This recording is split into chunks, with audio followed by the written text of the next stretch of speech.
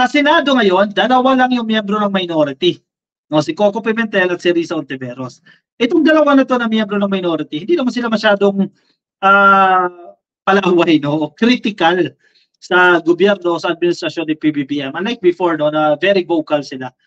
Ngayon, di ba, inappoint ni PBBM ang asawa ni Coco Pimentel bilang special envoy to UAE. May mga nagsasabi na, teka, parang si Pimentel nasa side na ni PBBM. Not necessarily pro-PBBM, pero suportado niya na itong si PBBM. Kasi kung titignan mo dyan sa Senado, no, yung dalawa na yan, si Risa Ontiveros at si Coco Pimentel, dahil miyembro ka sila ng minority, yung tawag natin dyan, mga dilawan noon, expect natin, sila bibira kay PBBM. Ang problema, hindi na. Ang nagiging oposisyon na ngayon ay ang kampo ni Digong. At itong mga to, parang kakampi na ng administrasyon. Anyari, o tama yan, kasi para sa unity na panawagan natin. Sige, kung hindi natin talaga maisasama itong kampo ni Digong, dahil gusto nila agawin sa pwesto si PBBM, o sige, dito tayo. Mga bagong friends, mga bagong kakampi. That's politics, Ka-Coffee. Huwag kayo magugulat because ganyan talaga ang nature ng politics. So yan, sige. Kung nakikita ninyo dyan sa politico.com, yan, proud moment. Coco Pimentel congratulates wife Caterina on appointment as special envoy to UAE. Itong special envoy na yan, Ka-Coffee, ang alam ko, hindi yan sumasahod eh. Diba? May ano lang yan, may special duties lang yan. Special envoy to UAE sila. Parang ko hindi yan sumasahod, more of voluntary lang. Pero syempre, yung designation, yung title ang maganda dyan. So, special envoy po. Feeling ko, ano lang ito eh, recent lang yan, Ka-Coffee, itong appointment na yan. Feeling ko, after the change of leadership, di ba? Nung pinalitan si Zubiri, 2 days after ata, nagkaroon ng gathering, di ba? Kasama ang First Lady, kasama si PBBM, kasama itong mga senador na ito at ang kanilang mga spouses. Feeling ko, dyan lang napag-usapan yan eh. And then, after 2 days o 3 days, ayan na, nilabas na po itong announcement na yan, na in-appoint. Tingnan mo si Pimentel, no? Tingnan mo yung ngiti ni Pimentel kay PBBM, happy. So, kung galit-galitan siya kay PBBM, feeling ko hindi totoo eh. Dahil baka Marcos na rin siguro. Analysis ko lang naman yan. Hindi ko alam sa inyo, Ka-Coffee. Yes, part of the minority. Yes, dilawan ang affiliation niya. Pero sa akin, okay na yan para kahit papaano, dumami yung supporters.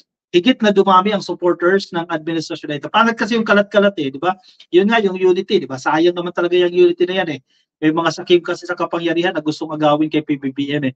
Kaya nawasak yung unity na yan. Sige, ito mga bagong kaibigan, kung gusto nila kumalas dahil hindi sila nabigyan ng posisyon, dahil hindi nila nakuha yung gusto nila, ito may mga bagong pumapalit. Senate Minority Leader Coco Pimentel is incredibly proud of his wife Caterina Pimentel following her recent government appointment. Feeling ko ito si ma'am, medyo din ito, Ka-Coffee, sa social media, medyo active din eh. Parang tatakbo rin ito dito sa Marikina. Hindi ko alam kung anong tatakbuhan yan, Ka-Coffee, pero nagsisimula na rin po yung gumawa ng ingay sa Marikina. Ewan ko kung may mga taga Marikina dito na nakikinig, pero parang nakikita ko rin ito sa online, no? Si Ma'am Caterina Pimentel. Na-meet ko na rin yan si Ma'am eh.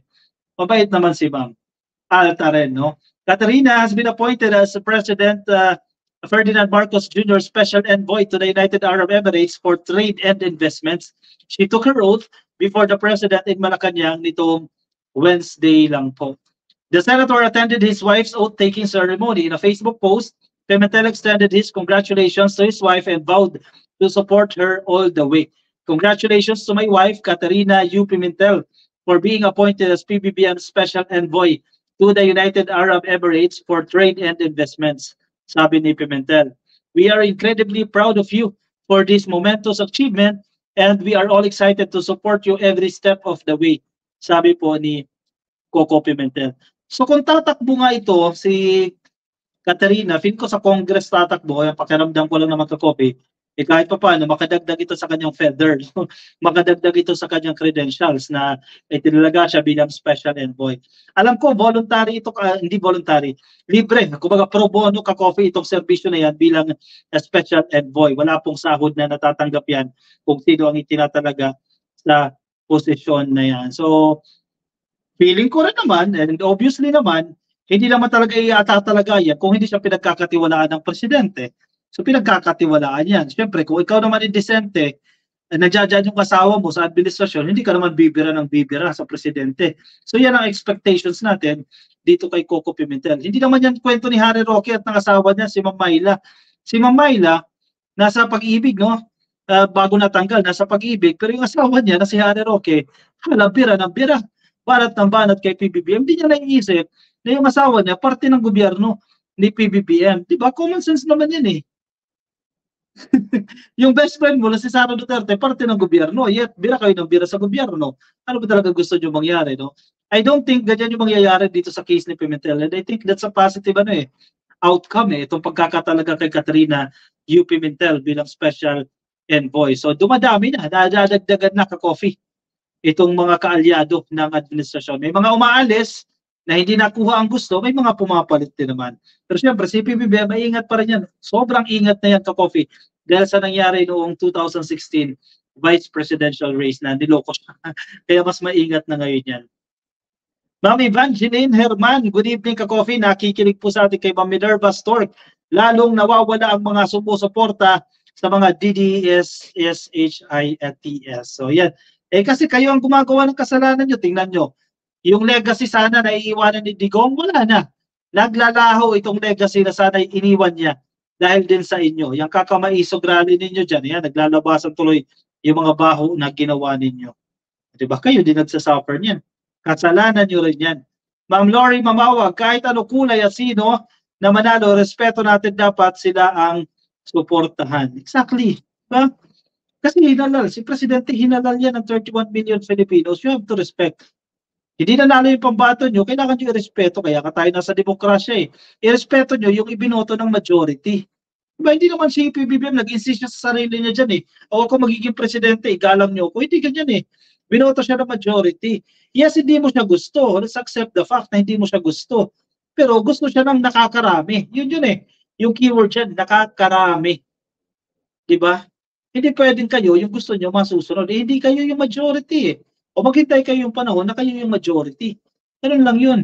Takbo kayo sa 2028. Pag nanalo kayo dyan, nakuha ninyo yung majority and we will respect you as well. Di ba? Gagalang namin kayo. Ngayon, hindi eh. Gusto nyo agawin dahil hindi kayo nanalo. Kerwin Damaso, pa-shoutout ka-coffee. Hello sa inyo. Kay Skyflakes, good evening sa iyo ka-coffee from Banff, dyan po sa Alberta. Hello po sa inyo. Kay Arvin Vlogs, oy, nakikinig sa atin. Boss Arvin Vlog, shoutout po sa inyo. Happy viewing po sa inyo. Kay Theodora Gamit, nakikinig na sa Hong Kong. Hello po sa inyo. Kay Leonardo Tigas, baka binantaan. Oh no, come on. Kay Joe Messina, nako po, sabi niya. Kay Aida Miguel, Ma'am Aida Miguel, nakikinig mula naman dyan sa Qatar. Happy viewing po sa inyo. Kung kayo po ay nasa Facebook, pasuyo na lang ka-coffee. Ayan, paklik lang po ng ating page, ka-coffee. At kung nasa YouTube po kayo, paklik lang po ng subscribe. At sa mga kapapasok lang sa ating live stream, paklik lang po ng like para sa ating attendance check. Sige, move on tayo sa ating next topic. Kaya palike muna ng video natin ka-coffee. 1,000 po ang nakikinig sa ating ngayong gabi. And dadami pa po yan if you like this video. Click lang po yung like. Sige, kuha na lang kape, move on tayo sa ating next topic.